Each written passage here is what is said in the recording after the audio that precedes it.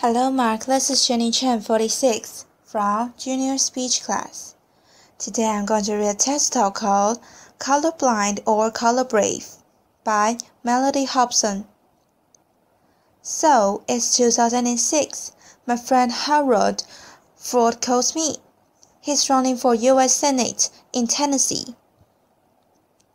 And he says, Mellody, I desperately need some national press. Do you have any ideas? So I had an idea.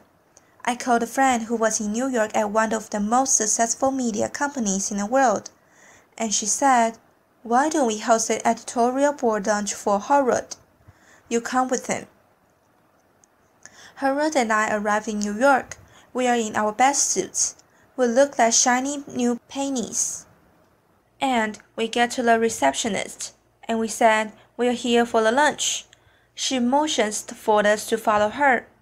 We walked through a series of corridors, and all of a sudden, we found ourselves in the stockroom. At which point she looks at us and she says, where are your uniforms?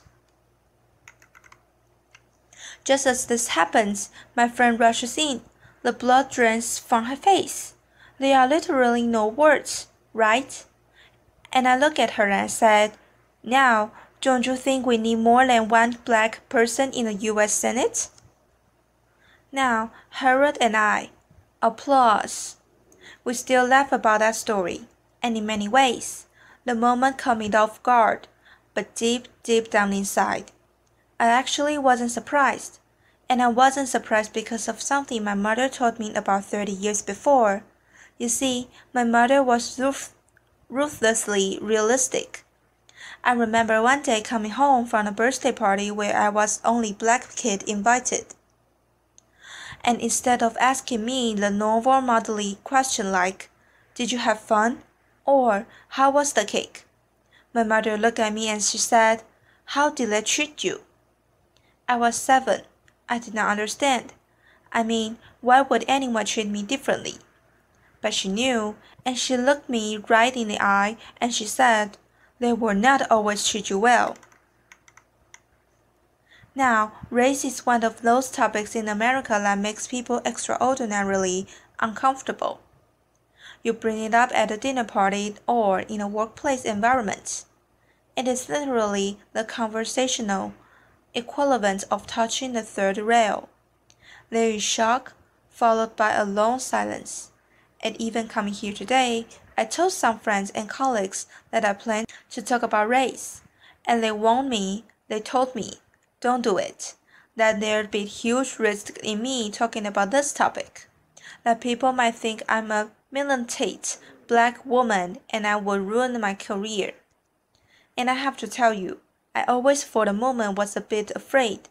Then I realized the first step to solving any problem is to not hide from it. And the first step to any form of action is awareness. And so I decided to actually talk about race. And I decided that if I came here and shared with you some of my experiences, then maybe we could all be a little less anxious and a little more bold in our conversations about race.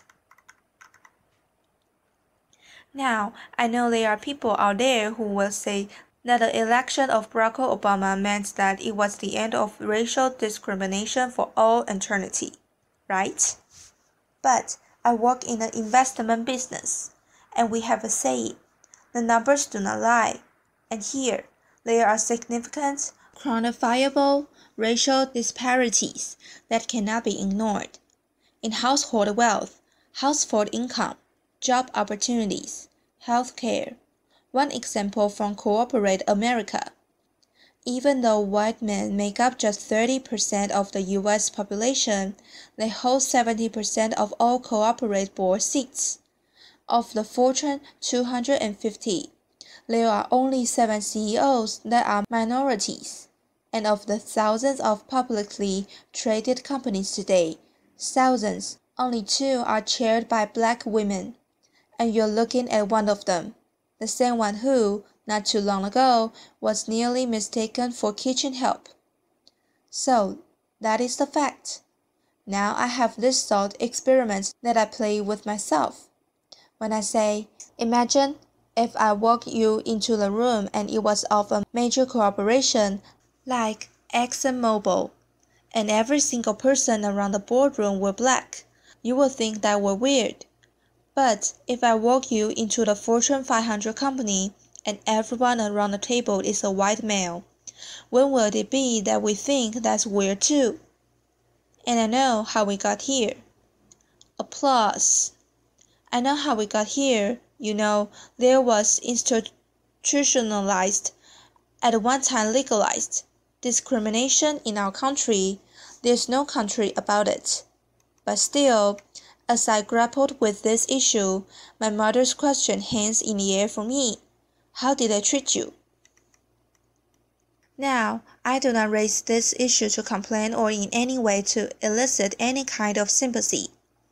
I have succeeded in my life beyond my wildest expectations, and I have been treated well by people of all races more often than I have not. I tell a uniform story because it happened. I cite no statistics around corporate board diversity because they are real.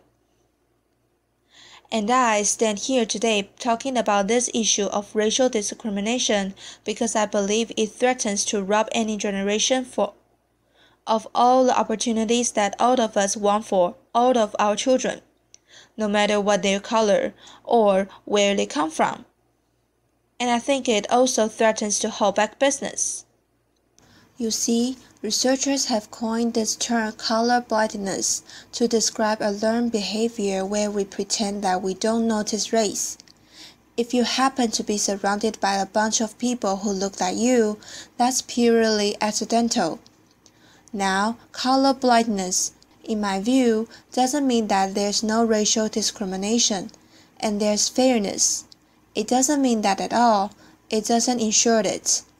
In my view, color blindness is very dangerous because it means we are ignoring the problem. There was a corporate study that said that, instead of avoiding race, the really smart corporations actually deal with it head-on. They actually recognize that embracing diversity means recognizing all races, including the majority one. But I'll be the first one to tell you, this subject matter can be hard, awkward, uncomfortable, but that's kind of the point. In the spirit of debunking racial stereotypes, the one that black people don't like to swim, I'm going to tell you how much I love to swim. I love to swim so much that as an adult, I swim with a coach. And one day, my coach had me do a drill where I had to swim one end of a 25-meter pool without taking a breath. And every single time I failed, I had to start over, and I failed a lot. By the end, I got it, but when I got out of the pool, I was exasperated and tired and annoyed, and I said, "Why are we doing breath-holding exercises?" And my coach looked at me, and he said, "Mellody, that was not a breath-holding exercise. That drill was to make you comfortable being uncomfortable." Because that's how most of us spend our days. If we can learn to deal with our discomfort and just relax into it, we'll have a better life.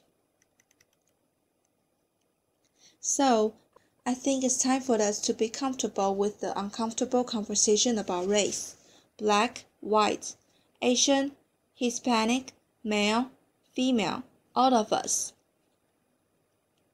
If we truly believe in equal rights and equal opportunity in America, I think we have to have real conversations about this issue. We cannot afford to be colorblind. We have to be color brave. We have to be willing, as teachers and parents and entrepreneurs and scientists, we have to be willing to have proactive conversations about race with honesty and understanding and courage. Not because it's the right thing to do, but because it's the smart thing to do. Because our businesses and our products and our science, our research, all of that will be better with greater diversity. Now, my favorite example of color bravery is a guy named John Skipper. He runs ESPN. He's a North Carolina native, quintessential Southern gentleman, White, he joined ESPN, which already had a culture of inclusion and diversity. But he took it up a notch. He demanded that every open position have a diverse slate of candidates. Now he says the senior people in the beginning bristled. And they will come to him and said, "Do you want me to hire the minority, or do you want me to hire the best person for the job?" And Skipper says his answer will always the same, yes. And by saying yes to diversity, I honestly believe that ESPN is the most valuable cable franchise in the world. I think that's a part of the secret sauce.